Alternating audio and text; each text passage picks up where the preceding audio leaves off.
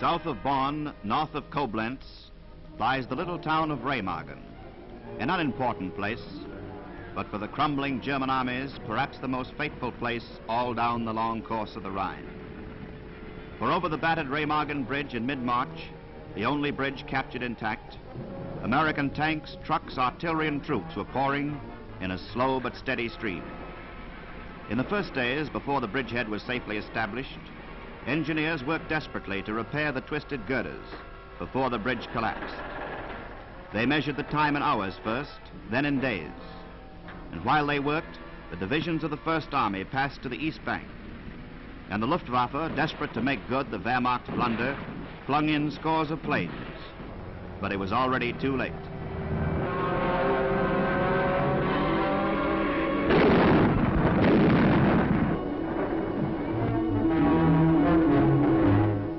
When the bridge went down 10 days after its capture, collapsed from the weight of transport over its damaged girders, for the enemy, the worst had already been done. It was the heroic engineers who had battled so hard to save the bridge, who paid the heaviest price when it was lost. Flung headlong into the water, some were drowned, some died of injuries, some were seriously hurt and were pulled out more dead than alive.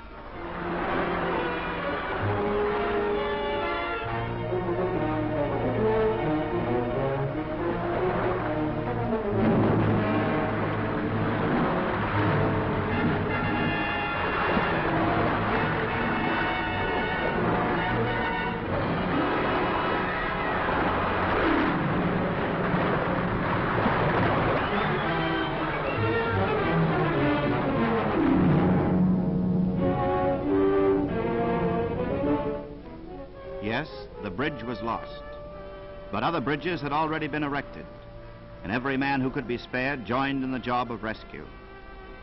The engineers dead and injured here will not figure in battle citations. They conquered no strong points. They took no cities. They captured no prisoners. There were no battle stars for death on the Remagen Bridge. But because by their efforts and theirs alone the bridgehead was made possible, because by their heroism the costly attack by storm was avoided, each man who died here died for 100 of his comrades. By however many hours or days or weeks they shortened the war, they shortened it for us all.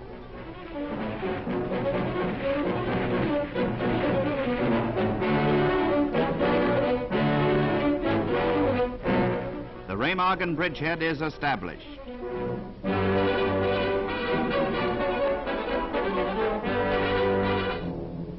Outside the town of Rheinbraul on the east bank, civilians are herded into the fields to escape the firing.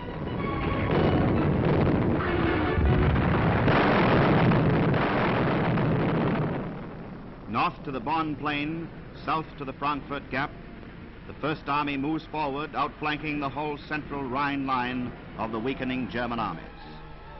Meanwhile, cutting into the Saar Basin from north and south, Allied armies tore great holes in the enemy line.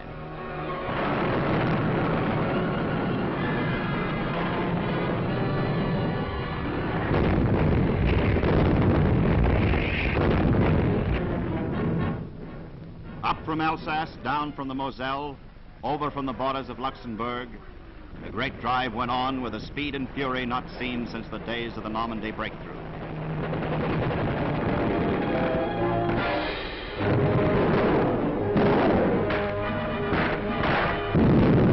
And the prisoners came in their hundreds and thousands, dispirited and beaten men. Bonn fell and Mainz, and Worms and Kaiserslautern, and the great city of Coblenz, where the Moselle flows into the Rhine. Here there was a short, bitter fight. Into this city, battered by bombing and shell fire, the tanks went in, routing out the enemy from his strong points. This was a patent victory, the sort that comes with such speed, the enemy is left bewildered and utterly lost.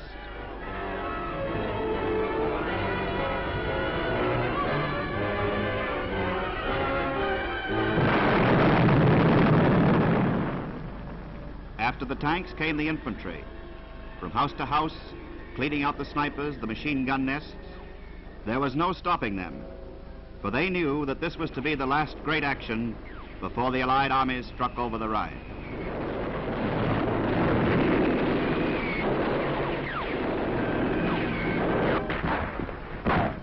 More prisoners came in.